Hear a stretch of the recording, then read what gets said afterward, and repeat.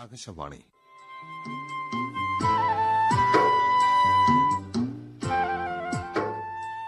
ക്ഷമാശീലന്റെ പേക്കിനാവുകളിൽ ചിലത്.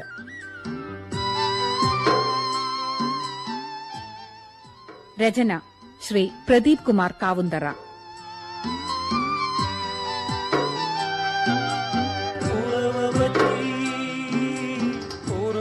സംവിധാനം കോന്നിയൂർ വിജയകുമാർ, സി കൃഷ്ണകുമാർ.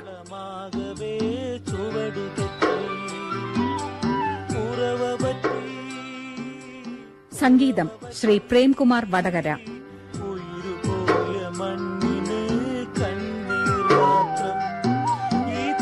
പങ്കെടുക്കുന്നവർ കായലാട്ട് രവീന്ദ്രൻ, കെ സി കരുണാകരൻ പേരാമ്പ്ര, നിലമ്പൂർ മണി, ടി സുരേഷ്, വിശ്വൻ നന്മണ്ട, വിജയൻ കാരന്തൂർ, കാവിൽ സി ബാലൻ, രത്നമ്മ മാധവൻ, ബിന്ദു പുതുപ്പണം, ടി റാണി.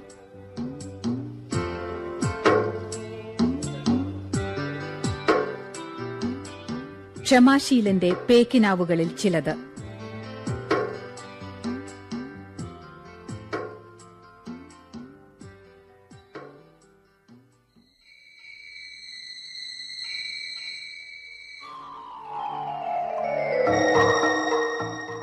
ഞാൻ ഇട്ടിക്കണ്ടി കുട്ടിക്കുറുപ്പ് മകൻ ക്ഷമാശീലൻ, 3 ആൺമക്കളിൽ മൂത്തവൻ.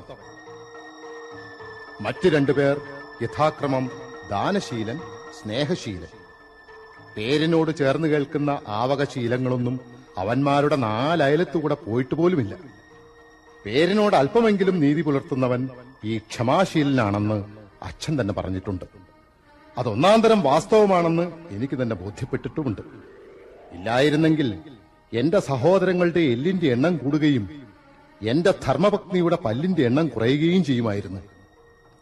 എന്തിന്, അവശേഷിച്ചിരുന്ന ഈ തറവാട് ഭാഗം വെച്ചപ്പോൾ വിലവടിപ്പുള്ള പടിഞ്ഞാറ്റകവും തെക്കിനിയും പ്രസ്തുത സമർത്ഥന്മാർ കൈക്കലാക്കി.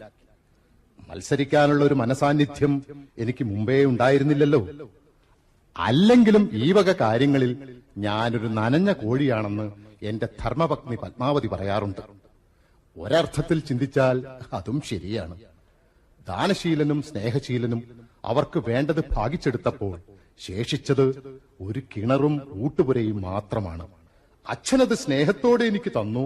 ഞാനത് നിറഞ്ഞ മനസ്സോടെ ഏറ്റുവാങ്ങുകയും ചെയ്തു. പക്ഷേ ഇതൊന്നും അല്ലല്ലോ പ്രശ്നം. ഓരോ ദിവസം കഴിയുന്തോറും നാട്ടിലെ കിണറുകൾ ഓരോന്ന് വറ്റിക്കൊണ്ടിരിക്കുകയാണ്.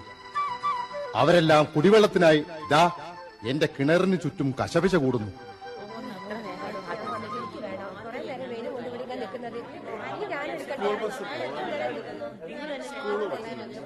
ഒരു സാധാരണക്കാരന്റെ കിണറിന് ചുറ്റും ഉൽപ്പാദിപ്പിക്കപ്പെടുന്ന ചില വൃത്തികെട്ട സംഘർഷങ്ങളുണ്ടല്ലോ, അത് തന്നെയാണ് എന്റെ ഈ കിണറിന് ചുറ്റും സംഭവിച്ചുകൊണ്ടിരിക്കുന്നത്.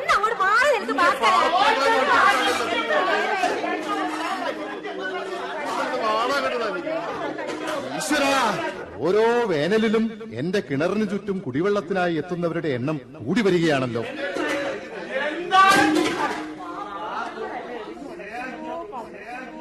കിണറുകൾ വറ്റിവരണ്ടവർ, മനസ്സിലെ നന്മയുടെയും സദ്ഭാവങ്ങളുടെയും ഉറവ പറ്റിപ്പോയവർ, അവരാണ് ഉറവ പറ്റാത്ത എന്റെ കിണറിന് ചുറ്റും.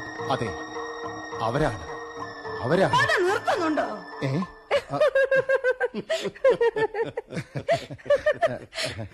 എന്നാലും എന്റെ ക്ഷമാശീല, ഉറക്കത്തിൽ ഇങ്ങനെ സംസാരിക്കണത് ഞാൻ ആദ്യമായിട്ട് കേൾക്കുക. അയ്യോ അച്ഛൻ, ഞാനോ? നീ തന്നെ. അച്ഛൻ തന്നെയാണോ ഈ സംസാരിക്കുന്നതെന്ന് എനിക്ക് തോന്നിപ്പോയി. എന്തൊരു അക്ഷരശുദ്ധി, എന്തൊരു സാഹിത്യ ഭംഗി. ഞാനിത് ആദ്യമായിട്ട് കേൾക്കുക. ഞാനിത് കുറെ നാളായിട്ട് സഹിക്കുക. പകല് മുഴുവൻ ഇവിടുത്തെ പണിയെല്ലാം കഴിഞ്ഞു വന്ന് ഉറക്കം തലയ്ക്ക് പിടിക്കുമ്പോ തുടങ്ങും പ്രസംഗം. ഉണർന്നു കഴിയുമ്പോ ഞാനിത് പറഞ്ഞാലോ? ഞാനങ്ങനെ ഉറക്കത്തിൽ സംസാരിക്കുന്ന ആളല്ല. നീ സ്വപ്നം കണ്ടതാവും എന്നൊക്കെയല്ലേ വാദം. അത് തെളിയിക്കാൻ വേണ്ടിയാണ് ഞാൻ അച്ഛനെയും മിനുക്കുട്ടിയെയും വിളിച്ചത്. അച്ഛാ, അത് പിന്നെ ഞാൻ നിഷേധിക്കണ്ട ക്ഷമാശീല, ഞാനും മിനുക്കുട്ടിയും സാക്ഷികളാ. മുത്തച്ഛ, അച്ഛൻ എന്തുകൊണ്ടാണ് ഒരു പ്രഭാഷകനാവാതെ പോയത്? കേൾക്കാൻ നിന്റെ അമ്മയല്ലേ ഉണ്ടാവൂ. ഒന്ന് പോടി കളിയാക്കാം. പത്മാവതി, ഞാൻ തോറ്റു കേട്ടോ. നീ എന്നോട് ക്ഷമിക്കും. വെറുതെ അങ്ങ് ക്ഷമിക്കാൻ. അമ്മയുടെ പേര് ക്ഷമാശീല എന്നല്ലല്ലോ. ഒന്ന് പോടി.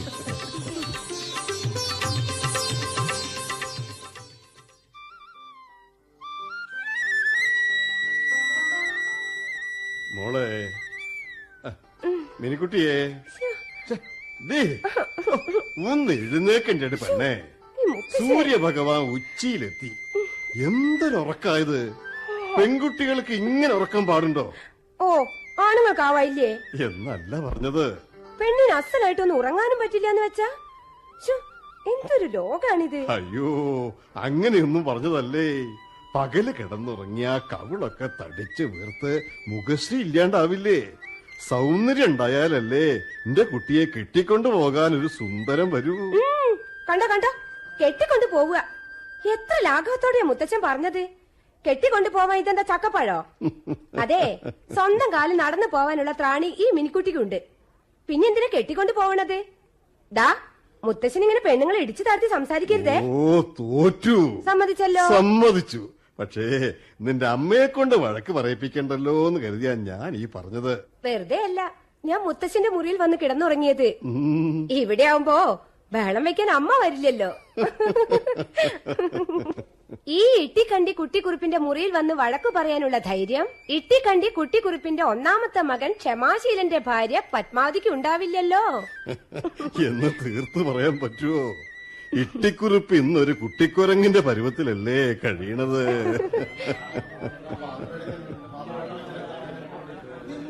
ഷെടാ, നേരം പരപരാന്ന് വെളുക്കുമ്പോ തുടങ്ങിയതാ കിണറിന്റെ അരികിലെ ഈ ബഹളം. എന്തിനാ ഇവറ്റുകളിൽ ശണ്ട കൂടുന്നത്? അതെ മുത്തശ്ശ, ഇന്നലെ മുതൽ നമ്മുടെ കിണറ്റിന്ന് വെള്ളം എടുക്കാൻ പുതിയ കുറെ ആൾക്കാർ വന്നു. അവർ ഈ വാർഡിലുള്ളവരല്ലത്രേ. വാർഡ് ഏതായാലെന്താ, കുടിവെള്ളമല്ലേ? ചങ്ക് നനയ്ക്കാതെ ഈ ഭൂമിയിൽ ജീവിക്കാൻ പറ്റുമോ? വരണ്ട ചങ്കിനുണ്ടോ വാർഡും പഞ്ചായത്തും എന്നൊക്കെ ഉള്ള വ്യത്യാസം?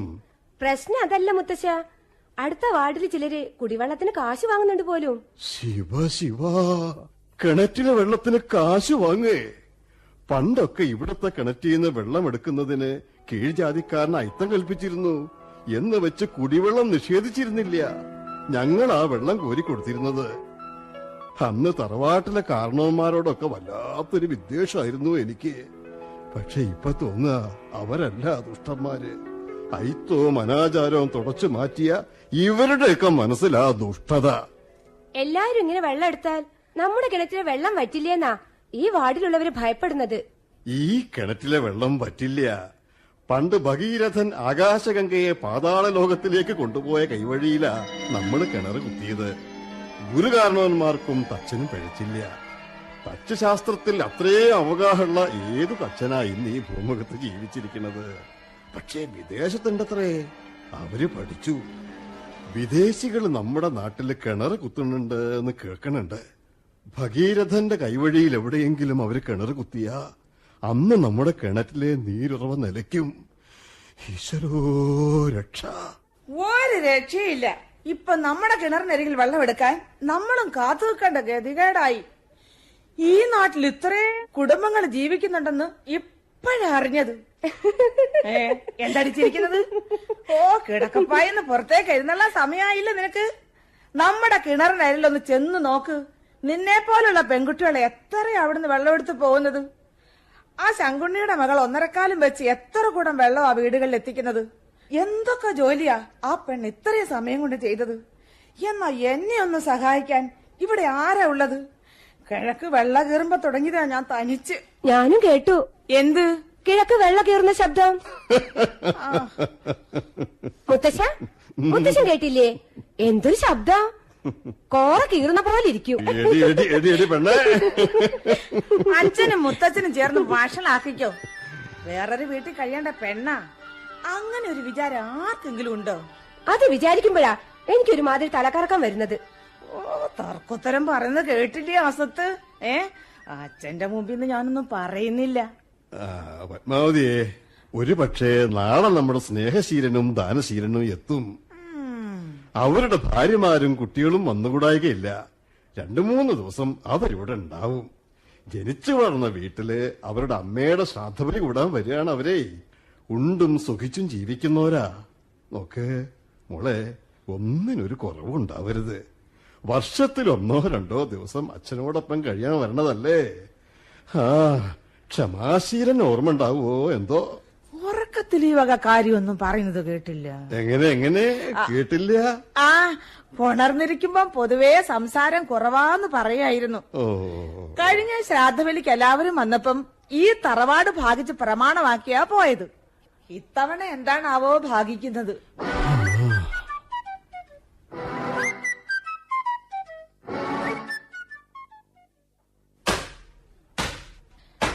ആരെയും പറഞ്ഞിട്ട് കാര്യമില്ല. അനുഭവിക്കാനും വേണേ ഒരു യോഗം. അതെങ്ങനെയാ? രക്ഷപ്പെടണമെന്ന് അവനവനെ തോന്നണ്ടേ?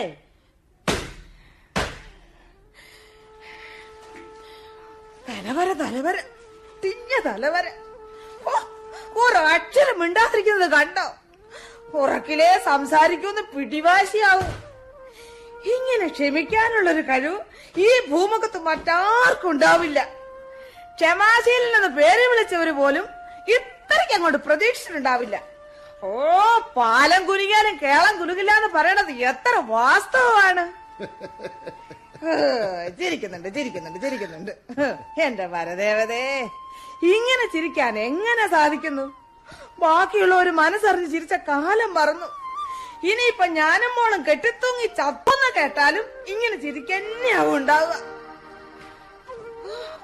പ്രാതലും കഴിഞ്ഞ് ഈ കിണറിന്റെ ചുറ്റുമതിൽ കയറി കിഴക്ക് പടിഞ്ഞാറ് നോക്കി ഒരൊറ്റ ഇരിപ്പ. ആകാശം കറക്കുന്നുണ്ടോ, മരം മുറിച്ച മഴ പെയ്യോ, കടല് പറഞ്ഞു പ്രളയം ഉണ്ടാവോ, ഇതൊക്കെയാ ഇവിടെ ഒരാളുടെ ആവലാതി. ഒരാവലാതിയും ഇല്ലാത്തവർ അലവലാതികളാണ് പത്മാവതി. എങ്ങനെ? അയ്യോ, നിന്നെ ഉദ്ദേശിച്ചല്ല ഞാൻ പറഞ്ഞത്. നിനക്ക് നമ്മുടെ കുടുംബത്തെ കുറിച്ച് ഓർത്ത ആവലാതിയുണ്ട്. എനിക്ക് ഈ കിണറിന് ചുറ്റും സംഭവിക്കാനുള്ളതിനെ കുറിച്ചുള്ള ആവലാതിയും. പത്മാവതി, ഇവിടുന്ന് മൺമറഞ്ഞു പോയവർ നമുക്ക് വേണ്ടി ശുദ്ധവായുവും ശുദ്ധജലവും കാത്തു സൂക്ഷിച്ചിരുന്നു. നമ്മളോ വരും തലമുറയ്ക്ക് വേണ്ടി നമ്മൾ ഈ ഭൂമിയിൽ എന്താണ് ശേഷിപ്പിക്കുന്നത്? നമുക്ക് ശേഷം പ്രളയം എന്ന് വിശ്വസിക്കുന്നവരാണ് നമ്മളെല്ലാം. വല്ലപ്പോഴേ സംസാരിക്കൂ, അതോ ഇമ്മാതിരി കടുകട്ടിയും? അയ്യോ, എനിക്കൊരു കാര്യം പറയാനുണ്ടായിരുന്നു. നീ പറയാൻ പോകുന്നത് എനിക്കറിയാം. മിനിക്കുട്ടിയെ ആരുടെയെങ്കിലും കയ്യിൽ ഏൽപ്പിക്കണം. അതിനു മുമ്പ് നമ്മുടേതെന്ന് അവകാശപ്പെടാൻ നമുക്കൊരു വീട് വേണം. ഇതൊക്കെയല്ലേ നിനക്ക് പറയാനുള്ളത്? എത്ര തവണ കേട്ടതാ ഞാൻ. എത്ര കേട്ടാലും ഇളകാത്തൊരു മനസ്സാണല്ലോ നിങ്ങൾക്ക്. ദാ ഈ അലക്കെല്ലാം നോക്കിയേ, ഒന്ന് നോക്കിയെന്ന്. നോക്കി എന്താ? 10-20 വർഷം മുമ്പ് ഞാനിവിടെ വരുമ്പോ ഈ അലക്കുകല്ല് ഇങ്ങനെയായിരുന്നോ? അലക്കി ഈ കല്ലിന് വരെ മാറ്റം വന്നു. എന്നാ നിങ്ങൾക്കോ? നമ്മുടെ ജീവിതം എവിടെ ചെന്ന് അവസാനിക്കുമെന്ന് എപ്പോഴെങ്കിലും നിങ്ങൾ ആലോചിച്ചിട്ടുണ്ടോ? ഈ കുടുംബത്തില് നമ്മൾ മാത്രല്ലേ ഒന്നുമില്ലാണ്ട് നിലംപരിശായത്. അവസാനം ഈ തറവാട് വീട് ഭാഗം വെച്ചപ്പോഴും കുന്തം വിഴുങ്ങിയ പോലെ ഒരക്ഷരം മിണ്ടാതിരുന്നല്ലേ ഉള്ളു നിങ്ങള്. അനിയന്മാരെ അവര് സമർത്ഥന്മാരാ. പടിഞ്ഞാറ്റവും തെക്കിനെയും വരച്ച വരയിൽ അച്ഛനെ കൊണ്ട് എഴുതിച്ച് വാങ്ങിയില്ലേ? നിങ്ങക്ക് കിട്ടിയതോ അവശേഷിച്ച ഈ ഊട്ടുവരയും ആർക്കും വേണ്ടാത്ത ഈ കിണറും.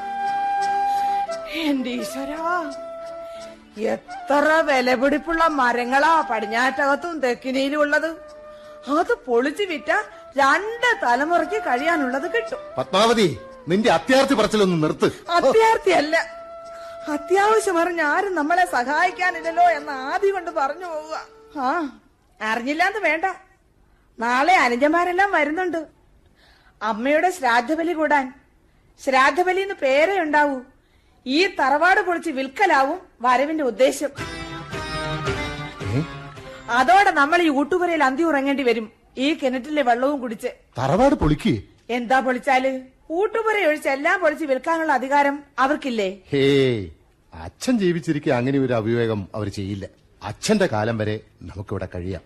പത്മാവതി, അപ്പോഴേക്കും ഞാനൊരു വീട് വെക്കും. വെക്കും.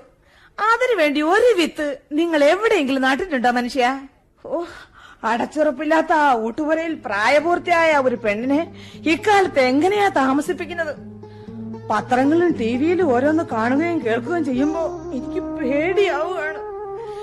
എന്റെ പരദേവതേ, കാത്തുരക്ഷിക്കണേ.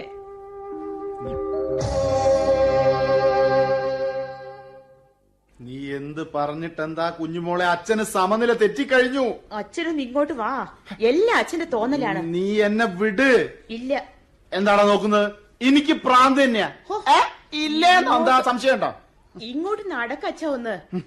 എന്ത് പറഞ്ഞിട്ടെന്താ കുഞ്ഞുമോളെ? നിന്റെ അച്ഛന് സമനില തെറ്റിക്കഴിഞ്ഞു. ഓ, എല്ലാം അച്ഛന്റെ തോന്നലാണ്. എല്ലാ വർഷവും കുംഭമാസം പാതി എത്തുമ്പോ എന്റെ ബുദ്ധിയുടെ താളം തെറ്റാറുള്ളതല്ലേ? അച്ഛന്റെ ബുദ്ധിക്ക് ഇപ്പൊ ഒരു കുഴപ്പമില്ല. അച്ഛൻ ഇങ്ങോട്ട് നടക്ക്.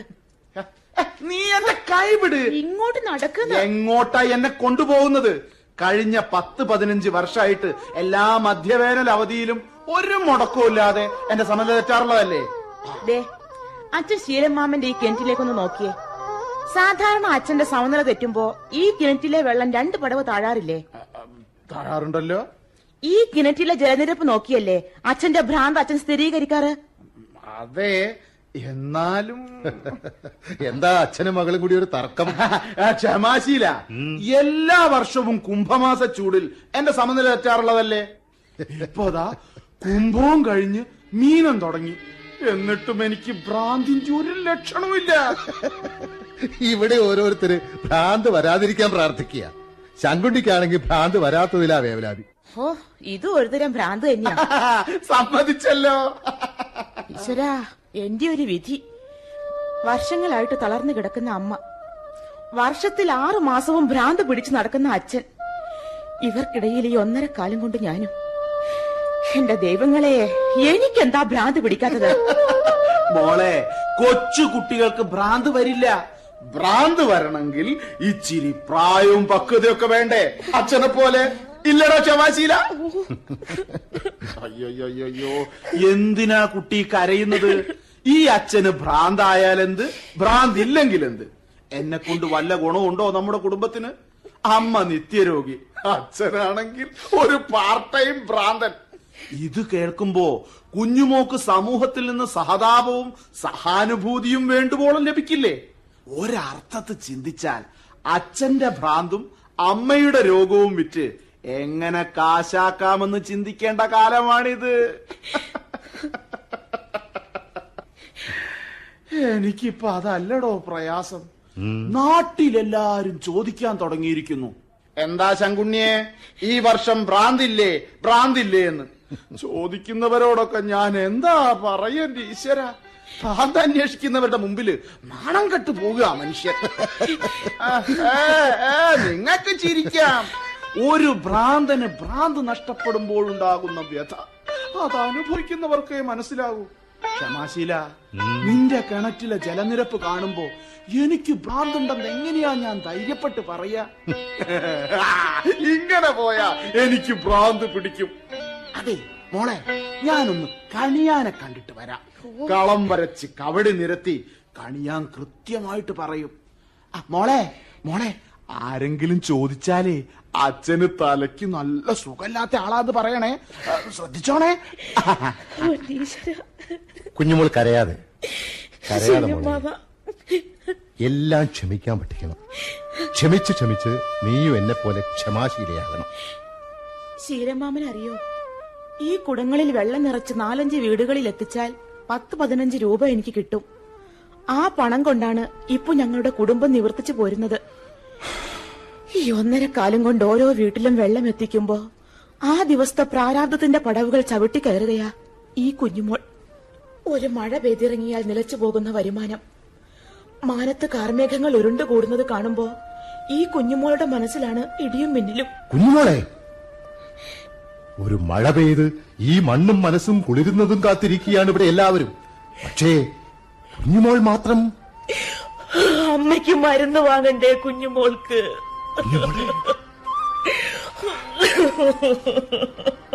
കരയാതെ കരയാതെ കുട്ടി. ഈ കിണറ്റിലെ വെള്ളം കുഞ്ഞുമോളുടെ ജീവിതത്തിനെങ്കിലും ആശ്വാസമാകുന്നു എന്നറിയുമ്പോ എനിക്ക് സന്തോഷമുണ്ട് കുട്ടി, വളരെ വളരെ സന്തോഷമുണ്ട്.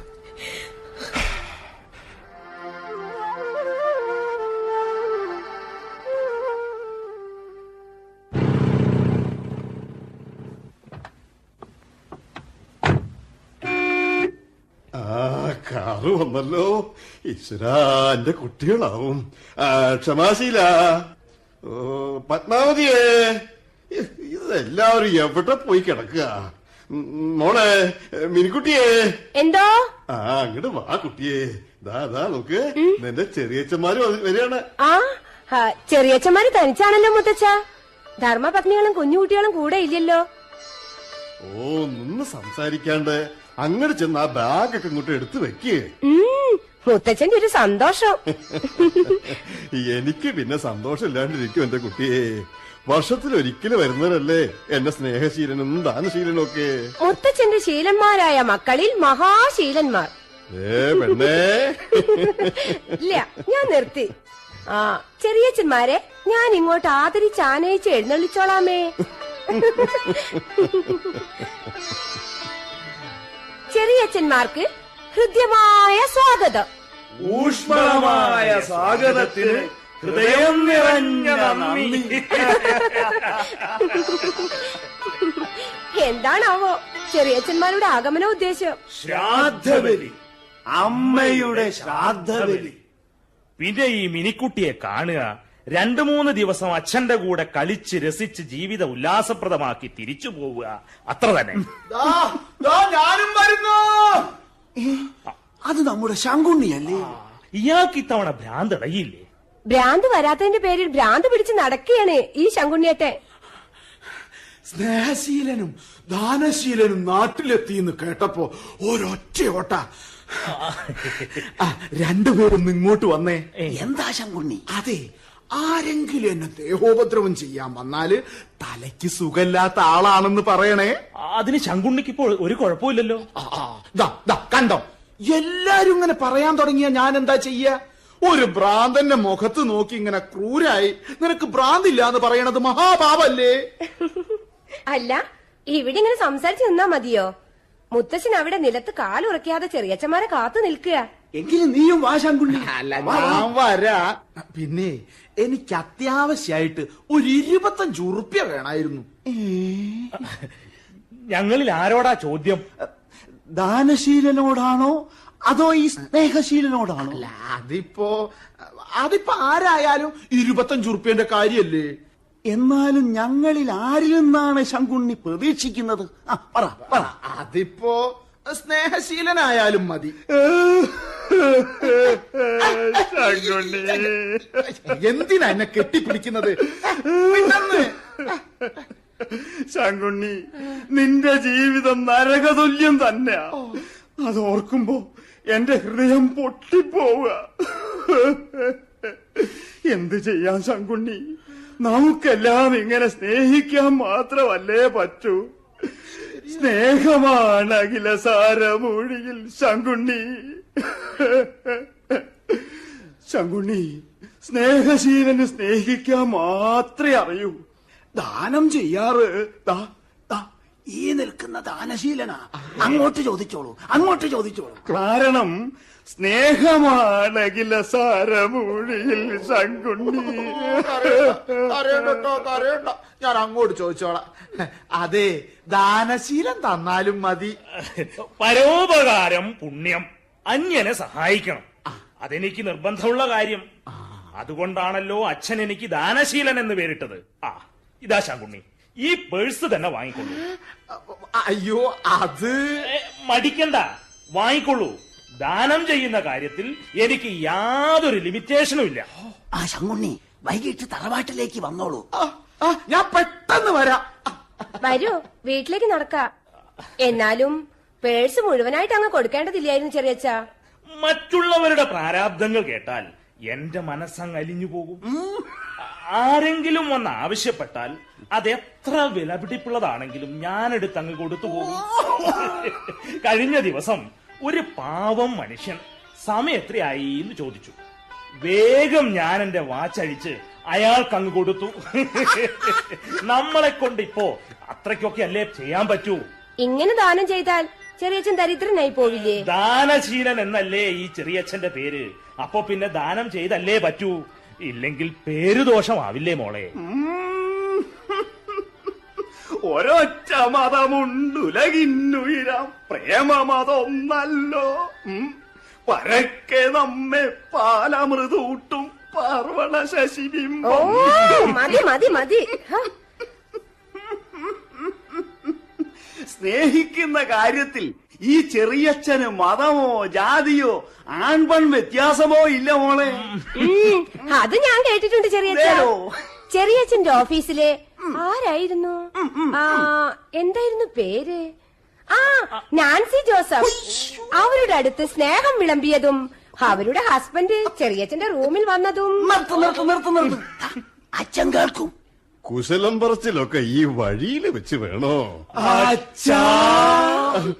അല്ല, എന്തിനാ അപ്പോ അച്ഛന്റെ കാല് പിടിക്കണേ? എന്റെ കുട്ടികള് വല്ല തെറ്റും ചെയ്തോ?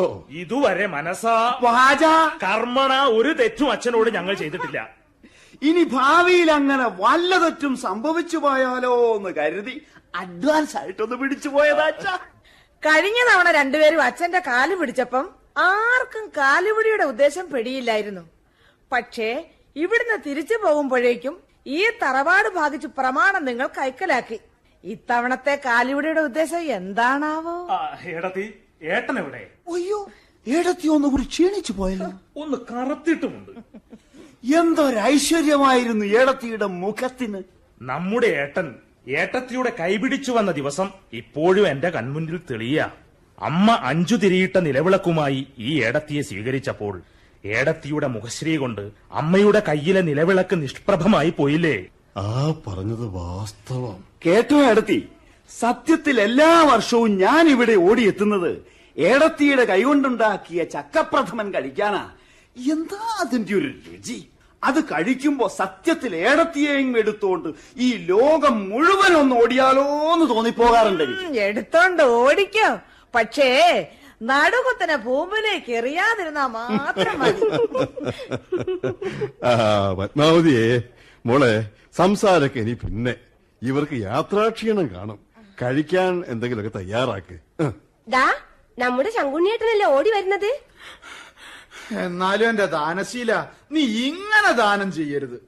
നീ തന്ന പേഴ്സുമായി ഞാനൊരു ഹോട്ടലിൽ കയറി വയറ് നിറച്ചു ഭക്ഷണം കഴിച്ചു. കുറച്ച് വീട്ടിലേക്ക് വാങ്ങി. പണം കൊടുക്കാനായി പേഴ്സ് എടുത്ത് തുറന്നപ്പോഴല്ലേ അതിനകത്ത് വെറും 40 പൈസയേ ഉണ്ടായിരുന്നുള്ളൂ. വെറുതെ അല്ല പേഴ്സോടെ ദാനം ചെയ്തത്. മുത്തശ്ശന്റെ മക്കൾക്ക് സത്യശീലൻ എന്ന പേര് വിളിക്കാതിരുന്നത് ഏതായാലും നന്നായി. മിനിക്കുട്ടി,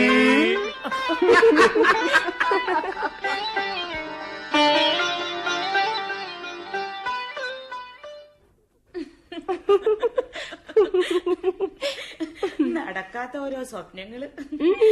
ഇത് വെറും സ്വപ്നങ്ങളല്ല കുഞ്ഞുമോളെ. ഈ മിനിക്കുട്ടി വളരെ പ്രാക്ടിക്കലാണ്.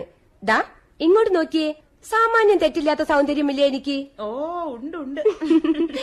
ഈ സൗന്ദര്യം ഇഷ്ടപ്പെടുന്ന ഒരു കോന്തൻ ഒരു ദിവസം എന്നെ തേടി വരാതിരിക്കോ? കോന്തനോ? ഈ സുന്ദരി പെണ്ണിന് ഒരു സുന്ദരൻ തന്നെ വേണ്ടേ? വേണമെന്നില്ല, പക്ഷേ ഒരു പണച്ചാക്കായിരിക്കണം. സ്വന്തമായ ഒരു ബംഗ്ലാവും കാറും ചെത്തി നടക്കാൻ മനസ്സുള്ള ഒരാളെയാണ് ഞാൻ കാത്തിരിക്കുന്നത്. ഒരു പണച്ചാക്ക് നിന്നെയും തേടി വരാൻ ഈ വീട്ടിൽ എന്താ ഉള്ളത്? പറഞ്ഞല്ലോ, ഞാൻ ശ്രദ്ധയോടെ സൂക്ഷിക്കുന്ന എന്റെ ഈ സൗന്ദര്യം. അല്ലാതെ അച്ഛന്റെ ബാങ്ക് ബാലൻസ് കണ്ടിട്ട് എന്നെ സ്വീകരിക്കാൻ ആരും വരില്ലെന്ന് എനിക്കറിയാം. മിനിക്കുട്ടി, ആ കഥ പറച്ചിൽ കഴിഞ്ഞെങ്കിൽ ഒന്ന് ഇങ്ങോട്ട് വരുവോ? ഇതാ വരുന്നു. ചെറിയച്ഛന്മാര് വന്നിട്ടുണ്ട്.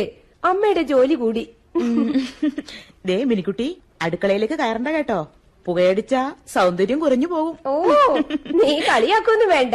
ഇനിയിപ്പൊ അമ്മ വയ്യാതെ കിടന്നാ പോലും ഞാൻ അടുക്കളയിൽ കയറുന്ന പ്രശ്നമില്ല. നമ്മുടെ ജീവിതത്തിന് വേണ്ടി സ്വഭാവം അല്പം ചീത്തയാകേണ്ടി വന്നാൽ പോലും എനിക്ക് എന്റെ ജീവിതം തന്നെയാ മോളെ വലുത്. ഓ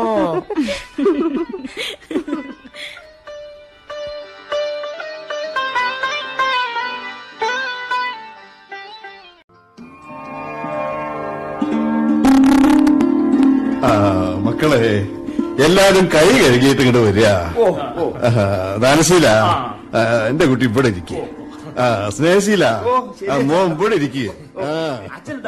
ഇങ്ങോട്ടിരുന്നോട്ടെ, ഇങ്ങോട്ട്. മോളെ, എന്റെ മുത്തശ്ശ. അമ്മ എവിടെ? പത്മാവതി, അത്താഴത്തിന് എന്താന്ന് വെച്ചാൽ അങ്ങോട്ട് എടുത്തോളുക. ഇന്നത്തെ അത്താഴം എന്റെ മക്കളോടൊപ്പം ആവട്ടെ. ജ്യേഷ്ഠനെവിടെ? മിനിക്കുട്ടി, അച്ഛനെ വിളിക്കേ. അച്ഛന് കഞ്ഞിയല്ലേ? മോളെ, ഇന്നത്തെ ദിവസം ഇവരെന്താ കഴിക്കണ വെച്ചാ അത് മതി അച്ഛനും. ഏടത്തി ഒന്ന് വേഗം കൊണ്ടുവാ, നാവിൽ വെള്ളം ഊറുന്നു. ചെറിയച്ച, അവിടുന്ന് ചെറിയമ്മ ഭക്ഷണം ഒന്നും തരാറില്ലേ? ഏടത്തിയുടെ കൈപ്പുണ്യം ഒന്ന് വേറെ തന്നെയാ മോളെ. ജ്യേഷ്ഠൻ എവിടെ? ക്ഷമാശീലൻ എവിടെ നോക്ക് എന്റെ കുട്ടിയെ. മുറ്റത്തുണ്ട്. ഓ, എന്തെടുക്ക അവൻ അവിടെ. ആകാശത്തിലൂടെ നിലാവെളിച്ചത്തിൽ നീങ്ങുന്ന കാർമേഘങ്ങളെ നിരീക്ഷിച്ചുകൊണ്ടിരിക്കുക അച്ഛൻ. ഭൗമ നിരീക്ഷണത്തിന്റെ ഭാഗമായിരിക്കും. എയ്ഡ്സിനെ കുറിച്ചോ സാസിനെ കുറിച്ചോ നമ്മുടെ ഏട്ടൻ ഒരു ഉത്കണ്ഠയില്ല. പക്ഷേ വരണ്ട ഭൂമിയും മഴമേഘങ്ങളില്ലാത്ത ആകാശവും അതാ ജ്യേഷ്ഠനെ അലട്ടുന്ന ഏറ്റവും വലിയ പ്രശ്നം. നീ ചെന്നിട്ടേ അവൻ ഞാൻ വിളിക്കണമെന്ന് പറയാ. എല്ലാരും കൂടെ ഒന്നിച്ചിരുന്ന് ഭക്ഷണം കഴിച്ചിട്ട് കാലം എത്രയായി. ഏടത്തി ദാ വരുന്നു സ്നേഹശീല. ഇനി എന്റെ ക്ഷമ പരീക്ഷിക്കരുത്. ആ ഇതാ ഏട്ടൻ വന്നല്ലോ. പുറത്ത് നിലാവുണ്ട്. ഭൂമിയെ കാണാൻ നല്ല ഭംഗിയാ. കുറച്ചു സമയം ഞാൻ അവിടെ നിന്നുപോയി. അല്ല, എന്നെ കാത്തിരിക്കുകയായിരുന്നു. കാത്തിരിക്കുകയാണ്, പക്ഷേ ഏട്ടനെയല്ല, ഏടത്തിയെ. ഏടത്തി ഒന്ന് വേഗം കൊണ്ടുവന്നേ. ദാ വന്നു. ആ, ഇതാ ജ്യേഷ്ഠൻ ഇവിടെ ഇരിക്കുക, അച്ഛന്റെ അരികിൽ. അച്ഛൻ കഴിഞ്ഞാൽ ഞങ്ങൾക്കടുത്തത് ജ്യേഷ്ഠനാ. ഇരുന്നോളാം. മോളെ, നീ വിളമ്പിക്കോ. ഒരു തീന്മേശയ്ക്ക് ചുറ്റും നമ്മളെല്ലാം ഇങ്ങനെ ഒരുമിക്കുമ്പോൾ നമ്മുടെ അമ്മയുടെ സാന്നിധ്യം എന്റെ മനസ്സിലേക്ക് ഇരച്ചു കയറിയ ഭൂമിയെപ്പോലെ സർവസഹയായ നമ്മുടെ അമ്മ. ഭരതി, എന്താ അച്ഛാ? എന്ത് പറ്റി മുത്തശ്ശ? ഒന്നുമില്ല, ഒന്നുമില്ല. നെഞ്ചിലെവിടെയോ ഒന്ന് തികട്ടിയ പോലെ. പെട്ടെന്ന് വല്ലാത്തൊരു എരിച്ചില്. രാത്രി കഞ്ഞിയാണല്ലോ പതിവ്. പഥ്യം തെറ്റിയത് കൊണ്ടാവും. ഒന്നുമില്ല, ഒന്നുമില്ല.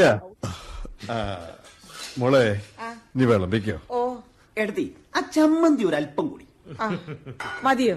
ഒരല്പം കൂടി ആവാന്നേ. അമ്മ ഇങ്ങത്താ, ചെറിയച്ഛന് ഞാൻ വിളമ്പാ. ഇതാ എന്റെ കുട്ടിയെ, ആ ചമ്മന്തി ഒക്കെ കൂടി കണ്ടു വിളമ്പ്. ചെറിയച്ഛന്റെ ആർത്തി തീരട്ടെ. അച്ഛാ, ഇപ്പൊ നമ്മൾ എല്ലാവരും ഉണ്ടല്ലോ, ഗൗരവമായ ഒരു കാര്യം പറയാനുണ്ടായിരുന്നു. അത്താഴത്തിന് ശേഷം ഗൗരവപ്പെട്ടതൊന്നും പറയരുതെന്ന ആ ശാസ്ത്രം. അതിന് അത്താഴം കഴിഞ്ഞില്ലല്ലോ. ചേച്ചി ഇങ്ങോട്ട് വിളമ്പിക്കോളൂ. നാളെയും സമയമുണ്ടല്ലോ സ്നേഹശീല. കാലത്ത് ശ്രാദ്ധബലി കഴിഞ്ഞിട്ട് സംസാരിച്ചാ പോരെ? ആ, ഞാനും സ്നേഹശീലനും നഗരത്തിൽ ജീവിക്കുന്നവരാ. ഞങ്ങളുടെ ജീവിതം ക്ലോക്കിലെ സെക്കൻഡ് സൂചി പോലെയാ, വിശ്രമം ഉണ്ടാവില്ല. ഇന്ന് തന്നെ സംസാരിച്ച് കാര്യങ്ങളെല്ലാം പരസ്പരം പറഞ്ഞ് മനസ്സിലാക്കി കഴിഞ്ഞാ നാളെ ബലി കഴിഞ്ഞാലുടനെ ഞങ്ങൾക്ക് അടുത്ത നടപടികളാവാലോ. നടപടികളോ? എന്താന്ന് വെച്ചാ ഒന്ന് തെളിച്ചു പറയാ. പെട്ടെന്ന് അങ്ങനെ ഒരു തീരുമാനം എടുക്കേണ്ടി വന്നതിൽ ഞങ്ങൾക്കും പ്രയാസമുണ്ട്. എന്ത് തീരുമാനം? എന്താണെച്ചാ ഒന്ന് തെളിച്ചു പറയാ. ഇവിടെ അന്യരായിട്ട് ആരുമില്ലല്ലോ. കാര്യം പറയാൻ നിങ്ങൾക്കൊരു മുഖവരിയുടെ ആവശ്യമുണ്ടോ? ഈ തറവാട് ഞങ്ങള് പൊളിച്ചു വിൽക്കാൻ തീരുമാനിച്ചു.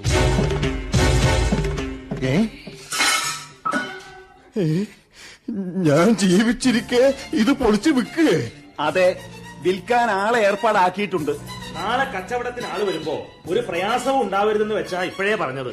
ഓഹോ, അപ്പോ എല്ലാം തീരുമാനിച്ചുറപ്പിച്ചാ വന്നതല്ലേ? അതെ. ഇങ്ങനൊരു തീരുമാനം എടുക്കുമ്പോ ക്ഷമാശീലനും പത്മാവതിയും മിനിക്കുട്ടിയും ഈ വൃദ്ധനും എവിടെ താമസിക്കണമെന്നും നിങ്ങൾ തീരുമാനം എടുത്തു കാണുമല്ലോ. അതേപ്പറ്റി ഒന്നും ചിന്തിക്കാനുള്ള സമയം ഞങ്ങൾക്ക് കിട്ടിയില്ല. നമ്മളെ പറ്റിയൊക്കെ ഓർക്കാൻ ഇവർക്ക് എവിടെയാണ് അച്ഛാ സമയം? ഞാൻ എഴുന്നേൽക്കുന്നു. നീ ഇവിടെ ഇരിക്കേ, വല്ലതും കഴിച്ചിട്ട്. ഇന്നത്തെ അത്താഴം തൃപ്തിയായച്ച, തൃപ്തിയായി. വയറും മനസ്സും നിറഞ്ഞു തുളുമ്പുകയാണ്. ഈ തറവാട് പൊളിക്കുന്നതിനെ പറ്റി അച്ഛനൊന്നും പറയാനില്ലേ? അതും ചെറിയച്ഛന്മാരുടെ ഇഷ്ടപ്രകാരം നടക്കട്ടെ എന്നാണോ? മോളെ, എഴുതപ്പെടാത്ത ഈ ബന്ധങ്ങളെക്കാൾ എഴുതപ്പെട്ട പ്രമാണങ്ങളാണല്ലോ നിന്റെ ചെറിയച്ഛന്മാർക്ക് വലുത്. പിന്നെ എന്തിനാ കുട്ടി സ്നേഹം വാർന്നുപോയ വാക്കുകൾ കൊണ്ടൊരു തർക്കം? ക്ഷമാശീല, നീ പോവാണോ? നീ ഇങ്ങനെ എല്ലാം നെഞ്ചിലേറ്റി ക്ഷമിക്കാൻ തുടങ്ങിയാൽ നിന്റെ ഭാര്യയും കുട്ടിയും വഴിയാധാരായി പോവില്ലേ? മോളെ, മുത്തച്ഛൻ തെറ്റേറ്റു പറയാ. ഈ മുത്തച്ഛനും മുത്തശ്ശിയും ഏത് ശപിക്കപ്പെട്ട നേരത്താ നിന്റെ അച്ഛന്റെ ചെവിയിൽ ക്ഷമാശീല എന്ന് വിളിച്ചുപോയത്. മതി, എനിക്കും അത്താഴം തൃപ്തിയായി. അത്താഴം അലസി പിരിഞ്ഞല്ലോ. ചെറിയച്ഛന്മാർ അവിടെ തന്നെ ഇരുന്നോളൂ, ഞാൻ വിളമ്പി തരാം. ആ, ഇനി ഞങ്ങൾക്കായിട്ട് അത്താഴമൊന്നും വേണ്ട. കഴിക്കണം, മിനിക്കുട്ടിയാ പറയണത്. എല്ലാ ദുരിതങ്ങളും സ്വയം നെഞ്ചിലേറ്റി ക്ഷമിക്കുന്ന അച്ഛനല്ല ഇത്. സ്വന്തം പരിതാപങ്ങൾ ഒരു പഴങ്കഥ പോലെ പാടി ആശ്വാസം കണ്ടെത്തുന്ന അമ്മയുമല്ല. ജീവിതത്തെ വളരെ പ്രായോഗികമായി നോക്കിക്കാണുന്ന മിനിക്കുട്ടിയാണ് പറയുന്നത്. ഞങ്ങൾ ഇവിടെ ഇറക്കി വിട്ട് ഈ തറവാട് പൊളിച്ചു വിൽക്കാമെന്ന് ആരും കരുതണ്ട. മിനിക്കുട്ടി, നീ ആരോടാ സംസാരിക്കുന്നതെന്ന് ഓർക്കണം. ഈ തറവാടിന്റെ പ്രമാണം ഞങ്ങളുടെ പേരില. അതെന്ത് ചെയ്യണോന്ന് ഞങ്ങൾ തീരുമാനിക്കും. വെറുതെ മുതിർന്നവർ സംസാരിക്കുന്നതിനിടയിൽ കയറി സംസാരിക്കാൻ വരരുത്. ദേ, ഒരു കാര്യം സ്നേഹശീലം പറയാം. ഇവിടുത്തെ പടിഞ്ഞാറ്റകവും അതിനകത്തെ സ്ഥാവര ജംഗമ വസ്തുക്കളും എനിക്ക് അവകാശപ്പെട്ടതാ. എന്നുവെച്ചാ അതിനകത്തെ കട്ടിലും മേശയും തുടങ്ങി കിണ്ടിയും കോളാമ്പിയും വരെ ക്രയവിക്രയം ചെയ്യാനുള്ള അധികാരം എനിക്കുണ്ട്. ഞാൻ കൊണ്ടുപോയി അതങ്ങ് വിൽക്കും. പടിഞ്ഞാറ്റകത്തെ സ്ഥാവര ജംഗമ വസ്തുക്കളിൽ ചെറിയച്ഛൻ മനഃപൂർവ്വം മറന്നുപോയ ഒന്നുകൂടിയുണ്ട്. എന്റെ മുത്തശ്ശൻ. അത് എന്ത് ചെയ്യാനാ ഉദ്ദേശം? വിൽക്കാനോ അതോ? മിനിക്കുട്ടി,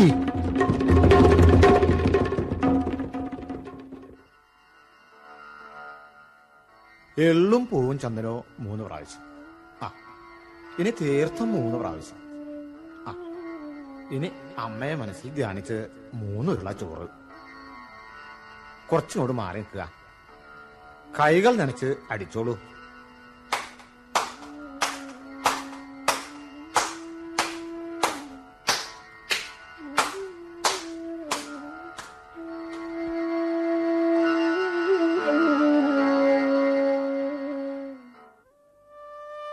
എല്ലാവരുടെയും മുഖത്ത് എന്താ ഇത്ര കനം?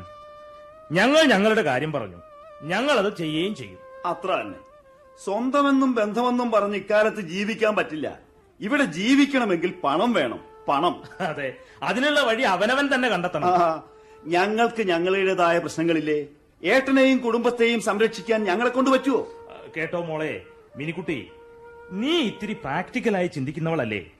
പണം ഉണ്ടെങ്കിലല്ലേ ഇവിടെ എല്ലാവർക്കും ജീവിക്കാൻ പറ്റൂ. മോളെ, ചെറിയച്ചന്മാർക്ക് ചെറിയമ്മമാരെയും കുട്ടികളെയും നല്ല നിലയിൽ നോക്കണ്ടേ? അതിനുള്ള പണം ഞങ്ങൾ തന്നെ കണ്ടെത്തിയല്ലേ പറ്റൂ. അതെ, ഏട്ടൻ എല്ലാ കാര്യത്തിലും ഇങ്ങനെ നിസ്സംഗത പാലിച്ചാൽ എന്താ ചെയ്യാ? തറവാട് ഭാഗം വെച്ചപ്പോ ഏട്ടൻ ഒരഭിപ്രായമില്ലായിരുന്നു. അതെ, ഇക്കാലത്ത് കരയുന്ന കുട്ടിക്ക് പാലുള്ളൂ ഏട്ടാ. എന്താ ആരും ഒന്നും മിണ്ടാത്തത്? അത് തന്നെയാ എനിക്കും ചോദിക്കാനുള്ളത്. രക്ഷപ്പെടാനാണെങ്കിൽ ഏട്ടന്റെ മുന്നിൽ ഇനിയും മാർഗങ്ങളുണ്ട്. അതെ, പക്ഷെ ഈ സ്വഭാവം മാറ്റണം. ദേ, തയ്യാറാണെങ്കിൽ ഏട്ടന് 2 മാസം കൊണ്ട് നല്ലൊരു വീടുണ്ടാക്കാം. മിനിക്കുട്ടിയുടെ കല്യാണവും നടത്താം. അതെ, എന്താ തയ്യാറാണോ? ഒരു പുതിയ ബിസിനസ്സാ. ഈ ബിസിനസ് കൊണ്ട് കോടീശ്വരന്മാരായവർ നഗരത്തിലുണ്ട്. എന്ത് ബിസിനസ്സാ ചെറിയച്ഛന്മാർ ഉദ്ദേശിക്കുന്നത്? ഇപ്പോ നമ്മുടെ കിണറ്റിൽ നിന്നും 100 കണക്കിന് കുടുംബങ്ങൾ വെള്ളം കൊണ്ടുപോകുന്നുണ്ടല്ലോ.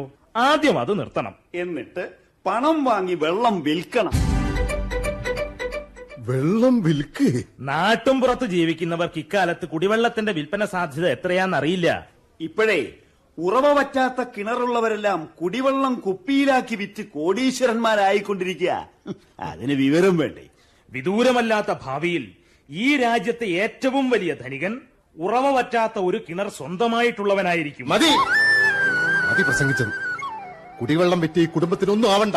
കണ്ടോ കണ്ടോ, ഇതാ കുഴപ്പം. വെള്ളം വിൽക്കുന്നത് വലിയ അപരാധമൊന്നുമല്ല. രാജ്യങ്ങൾ തമ്മിൽ നദീജലം വിൽക്കുകയും വാങ്ങുകയും ചെയ്യുന്നില്ലേ? പച്ചവെള്ളം കുപ്പിയിലാക്കി വിൽക്കാൻ തുടങ്ങിയിട്ട് കാലെത്രയായി? നഗരത്തിൽ കഴിയുന്ന ഞങ്ങൾ പൈപ്പ് വെള്ളം പണമടച്ച് വാങ്ങുന്നവരാ.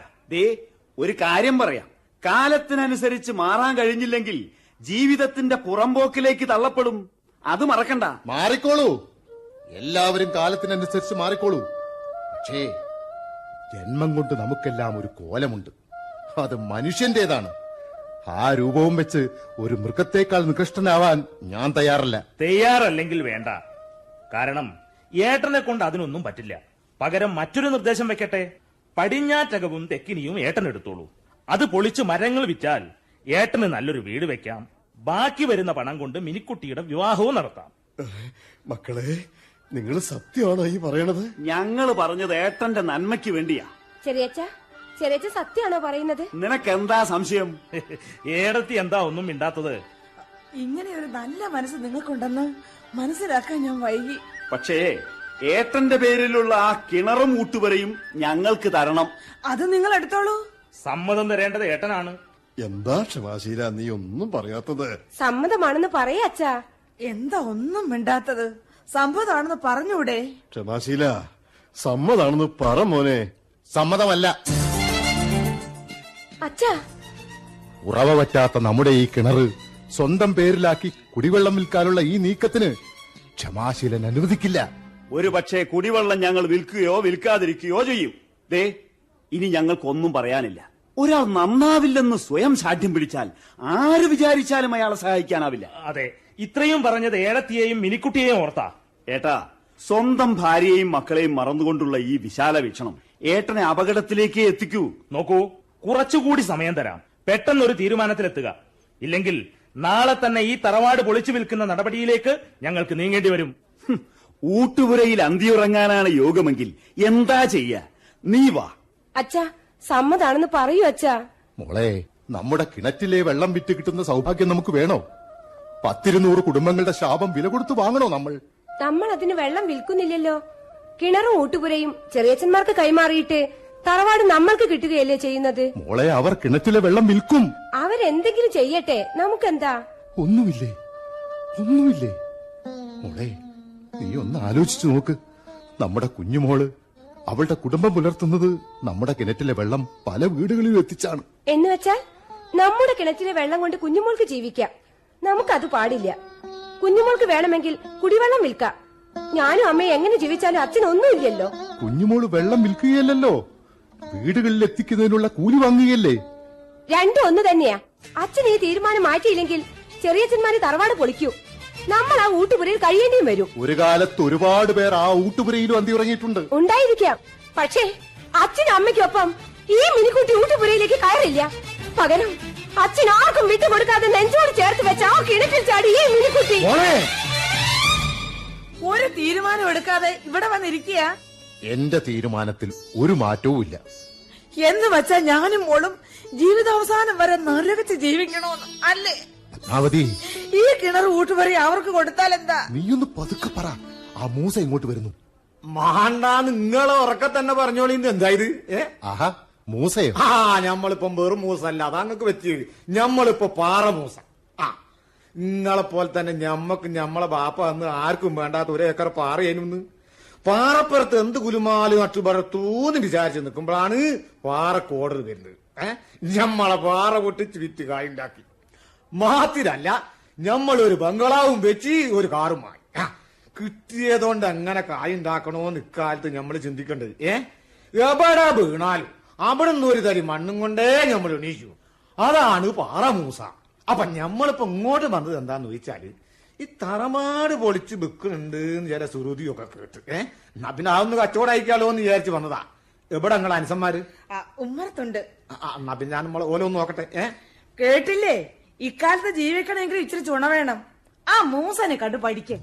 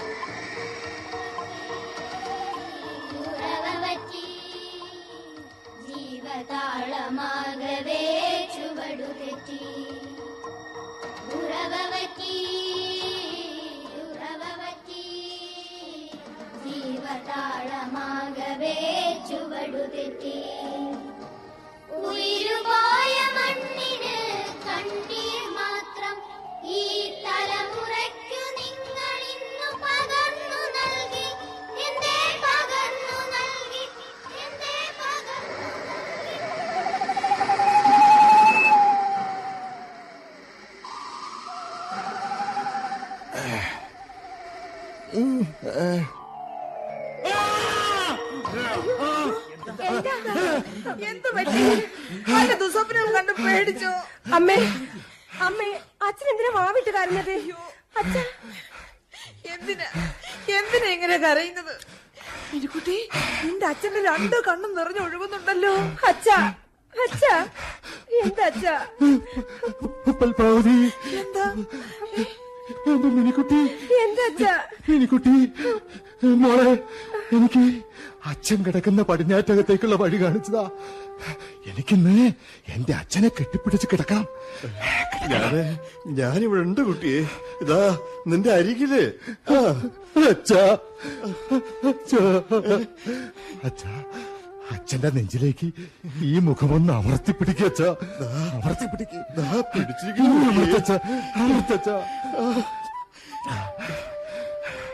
എന്തിനാണ് അച്ഛാ എല്ലാ പേക്കിനാവുകളും എന്നെ ഇങ്ങനെ വേട്ടയാടുന്നത്? എന്തിനാണ് അച്ഛാ? എന്ത് സ്വപ്ന കുട്ടിയെ നീ കണ്ടത്? ഇവിടെ സ്നേഹശീലനും ദാനശീലനും ഞങ്ങൾ ഇവിടെ തന്നെയുണ്ട്. നിങ്ങൾക്കെല്ലാവർക്കും എന്നോട് വെറുപ്പും അവജ്ഞയുമായിരിക്കും. നിങ്ങളെല്ലാവരും കിണറ്റിലെ വെള്ളം വിൽക്കാൻ പറഞ്ഞില്ലേ? അതാണ് എന്നെ ഒരു പേക്കിനാവിലേക്ക് വലിച്ചഴിച്ചത്. എന്ത് ദുസ്വപ്ന കുട്ടിയെ നീ കണ്ടത്? അത് ഞാൻ പറയാം. നമുക്കിടയിലേക്ക് ഒരാൾ വന്നിരുന്നു. ഒരു കോടീശ്വരനായ ചെറുപ്പക്കാരൻ, നമ്മുടെ മിനിക്കുട്ടിയുടെ ഭർത്താവായി. അയാൾ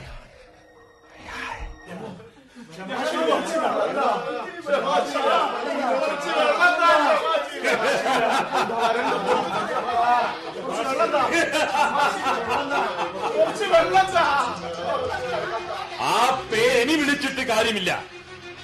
ഞാൻ ക്ഷമാശീലന്റെ മകൾ മിനിക്കുട്ടിയുടെ ഭർത്താവാണ്. ഈ കിണർ എനിക്ക് സ്ത്രീധനമായി കിട്ടിയതാണ്. ഇന്നു മുതൽ വെള്ളത്തിന് വേണ്ടി ആരിവിടെ കാത്തു നിൽക്കണ്ട.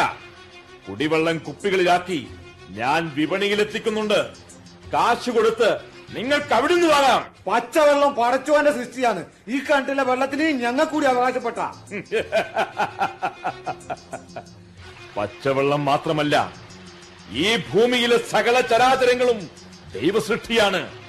പക്ഷെ നമ്മൾ മനുഷ്യർ ഭൂമിയും ആകാശവും അലകടലും നദികളും വന്യമരങ്ങളും പരസ്പരം പങ്കുവെച്ച് പ്രമാണങ്ങളാക്കിയിരിക്കുകയല്ലേ. അതേപോലെ ഉറവ പറ്റാത്ത ഈ ഒരു കിണറിന്റെ പ്രമാണം എന്റെ പേരിലാണ്. ഈ രാജ്യത്ത് വറ്റാത്ത ഈ തെളിനീരുറവ എനിക്ക് സ്വന്തമാണ്.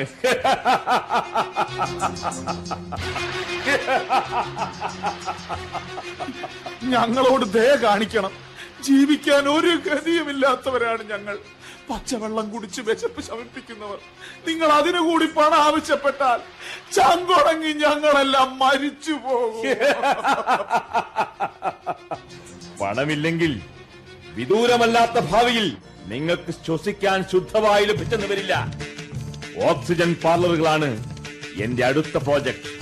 ശുദ്ധവായു കൊച്ചു കൊച്ചു സിലിണ്ടറുകളിലാക്കി ഞാൻ വിൽക്കും. ആരിവിടെ കാത്തു നിൽക്കണ്ട. പണമുള്ളവർക്ക് കുടിവെള്ളം മാർക്കറ്റിൽ പോയി വാങ്ങാം. മാറി നിൽക്കാൻ പറഞ്ഞത്. ഒഴിഞ്ഞു പോവാൻ ആട്ടി ഓടിക്കുക എല്ലാത്തിനെയും.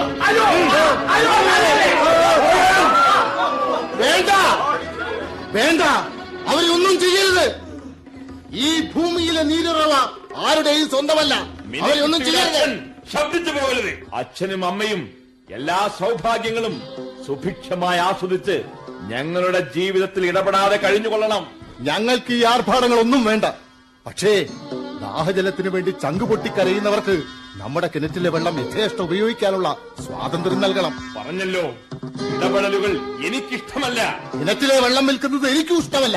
നിങ്ങളുടെ ഇഷ്ടവും അനിഷ്ടവും അന്വേഷിക്കേണ്ട കാര്യം എനിക്കില്ല.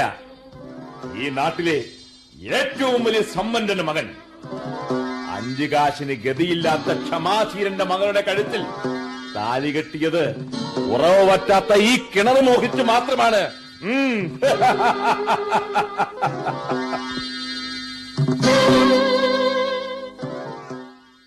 പത്മാവതി, നീ കേട്ടില്ലേ?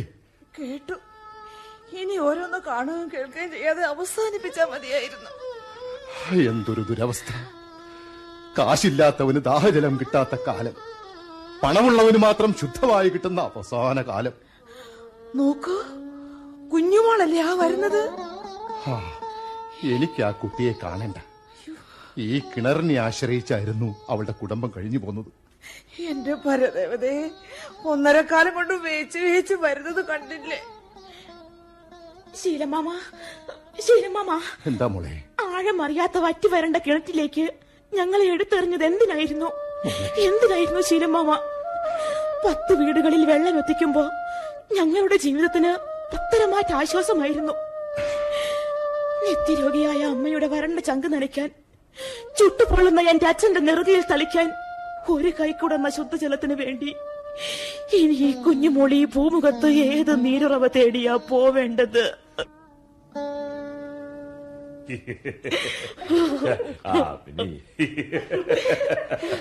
മോളെ മിനിക്കുട്ടി, മോളെ നീ ഈ കുഞ്ഞുമോളെ കണ്ടോ? നമ്മുടെ കിണറ്റിൽ നിന്നും ഇവൾക്കും വെള്ളം നിഷേധിച്ചിരിക്കുന്നു. മോളെ, നീ അയാളോട് പറ, വെള്ളം വിറ്റുണ്ടാക്കുന്ന സൗഭാഗ്യം നമുക്ക് വേണ്ട. മിനിക്കുട്ടി, എനിക്ക് വേണ്ടിയെങ്കിലും. നിങ്ങളല്ല എന്താ ഈ പറയുന്നത്? അദ്ദേഹം ഒരു ബിസിനസ്സുകാരനാണ്. ഞാൻ അയാളുടെ ഭാര്യയും. അദ്ദേഹത്തിന്റെ വ്യവസായത്തിൽ ഞാൻ എങ്ങനെ ഇടപെടും? നമുക്ക് വേണ്ടതെല്ലാം അദ്ദേഹം ചെയ്തു തരുന്നില്ലേ? ഈ നാടിന്റെ മുഴുവൻ ഉത്തരവാദിത്വവും ഏറ്റെടുക്കാൻ അദ്ദേഹം ആരാ? ഇവിടുത്തെ രാജാവോ? അത്തരം കാര്യങ്ങളിൽ ഞാൻ ഇടപെടില്ല. കാരണം അദ്ദേഹത്തിന് അത് ഇഷ്ടമല്ല. ഡ്രൈവർ വണ്ടി എടുക്കൂ.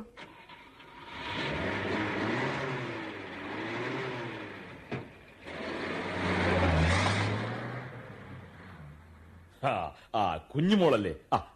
ഇങ്ങോട്ടിരിക്കൂ. ഇനി പറഞ്ഞോളൂ. ഈ കിണറ്റിലെ വെള്ളം കൊണ്ടാണ് ഞങ്ങളുടെ കുടുംബം ജീവിച്ചിരുന്നത്. അതുകൊണ്ട് കുഞ്ഞുമോൾക്ക് വെള്ളമെടുക്കാനുള്ള അനുവാദം വേണം. അനുവാദം തരാം. പക്ഷേ കുഞ്ഞുമോളെ, വിട്ടുവീഴ്ചകൾ എന്തൊരു കാര്യത്തിനും ആവശ്യമാണ്.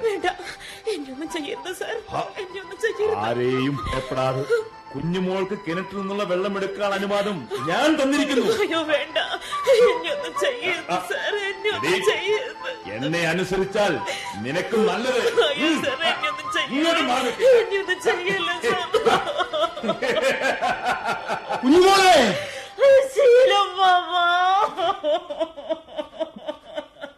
കുഞ്ഞുമോളെ, കുഞ്ഞുമോളെ പത്മാവതി, നീ കണ്ടില്ലേ നമ്മുടെ കുഞ്ഞുമോള്?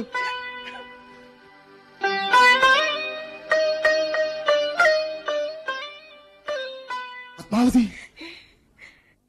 നീ അങ്ങോട്ടൊന്ന് നോക്ക്.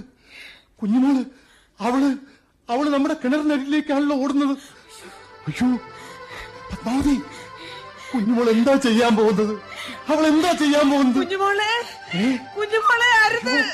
അയ്യോ, അവൾ കിണറിന്റെ ചുറ്റുമതിൽ കയറുന്നല്ലോ. കുഞ്ഞുമോളെ ചാടല്ലേ, കുഞ്ഞുമോളെ ചാടല്ലേ. കുഞ്ഞുമോളെ അരുത്.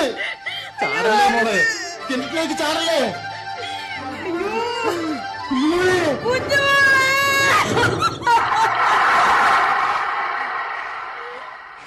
അയ്യോ, ഓടി വരണേ, ഒന്ന് ഓടി വരണേ, കുഞ്ഞുമോളെ രക്ഷിക്കണേ. ആരൊക്കെയോ ഇങ്ങോട്ട് ഓടി വരുന്നുണ്ട്. വരുന്നത് നമ്മുടെ നാട്ടുകാരല്ലല്ലോ, ആയുധങ്ങളുമായാണല്ലോ അവർ വരുന്നത്. ഈശ്വര, എന്തൊക്കെ വേഷങ്ങൾ, എന്തൊക്കെ ഭാഷകളിലാണ് അവർ സംസാരിക്കുന്നത്. അവര് നമ്മുടെ കിണറിന് നേരെ വരുന്നു. പത്മാവതി, അവർ നമ്മുടെ കിണറിന് വേണ്ടി വരുന്നവരാണ്. ഏതോ വരണ്ട ദേശത്തെ ഹാർത്തരായ ജനക്കൂട്ടം. പത്മാവതി, എന്നെ ചേർത്ത് പിടിച്ചോ. നമുക്കൊന്നും വേഗം ആ കിണറ്റിലേക്ക് ചാടാം. നമുക്കും ചാടാം. ചാടിക്കോളൂ പത്മാവതി, ചാടിക്കോളൂ പത്മാവതി, ചാടിക്കോളൂ.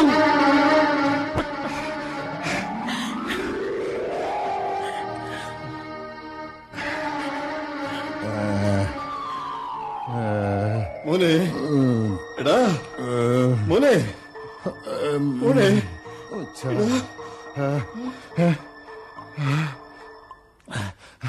അച്ഛാ, ആ പേക്കിനാവ് ഇപ്പോഴും എന്നെ ഭയപ്പെടുത്തുന്നു.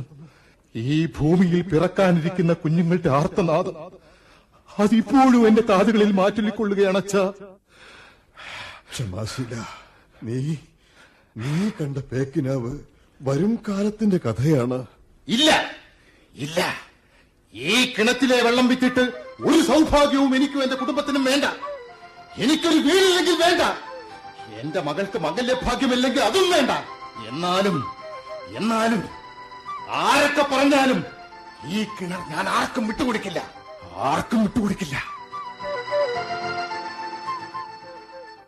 ഇത് ഈ നീരുറവ എനിക്ക് എന്റെ അച്ഛനിലൂടെ ലഭിച്ചതാണ്. അത് ഞാൻ എന്റെ മക്കളിലൂടെ തലമുറകളിലേക്ക് പകർന്നു കൊടുക്കും. ഈ ഭൂമിയിൽ പിറക്കാനിരിക്കുന്ന കുഞ്ഞുങ്ങൾക്ക് വേണ്ടി ഞാൻ നിങ്ങളോട് യാചിക്കുകയാണ്, ഒരു പ്രാർത്ഥനയോടെ. നമുക്ക് ശേഷം നമ്മുടെ പരമ്പരയ്ക്ക് വേണ്ടി നമ്മുടേതായ ചില ശേഷിപ്പുകൾ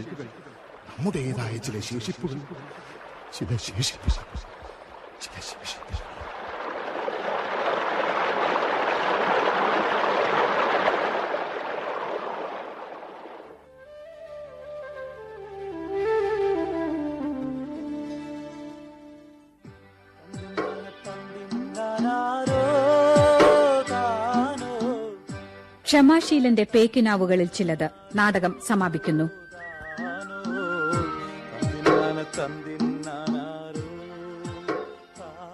രചന ശ്രീ പ്രദീപ് കുമാർ കാവുന്തറ.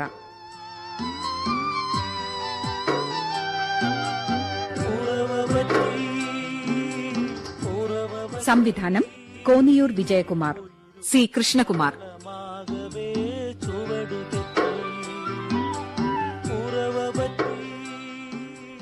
സംഗീതം ശ്രീ പ്രേംകുമാർ വടകര.